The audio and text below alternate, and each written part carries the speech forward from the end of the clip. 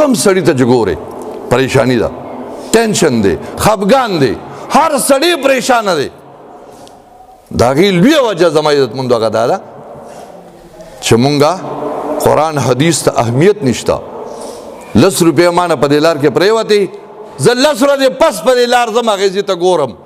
کیدای شي زما هغه 10 روپۍ پرتې وي خو که مانه د الله حکم مات شو مانه زما د پیغمبر طریقه ماتېږي زما زړه ته پې درد نه راځي نو مسلمان څنګه یم نو ټینشن او خفګان دی خاص کر زما عزتمندو دې موجوده دور کې د ګرانۍ او د غریبۍ انتهایی زیات پریشانی ده هر سړی تقریبا پریشان دی یو وظیفه ځان سره یې کې که د چا مالی مشکلات وي سره ځما زه په خپله دې وخت کې لکه د قرض په لحاظ باندې ضرورتونه شته دی الحمدلله لکه مستی نشته یو مستی وي او یو ضرورت وي نو ضرورت دپاره قرض اخیستل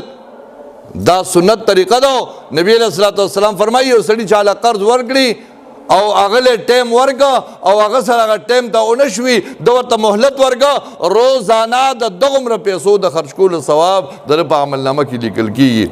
نو د قرض دپاره د وظیفه ځان سره کې چې کوم انسان قرضداري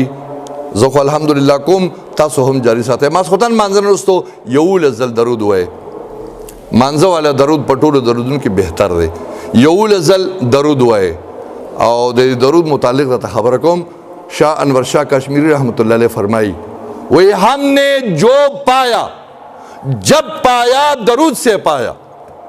وہی مونږ چې څه مونتی دي او کله راته څه میلاو شوي دي دا د درود په برکت میلاو شوي دي درود پرېښودل دا د حسرت او د نقصان سبب دی نو 11 ځل به درود وایئ او بیا 500 ځل یا مغنی ټکی وایئ یا مغنی یا مغنی یا مغنی یا مغنی 500 ځل یا مغنی وایئ او چې چا قرآن ویلی نو 11 ځل سورة مزمل وایي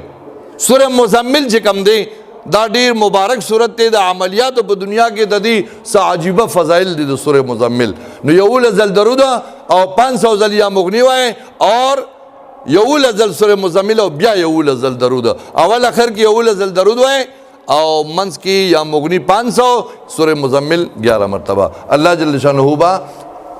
د غیبنا اسباب برابر کې الله د اسباب محتاج نه دی الله مسبب الاسباب دی په اسباب نظر مکوي په مسبب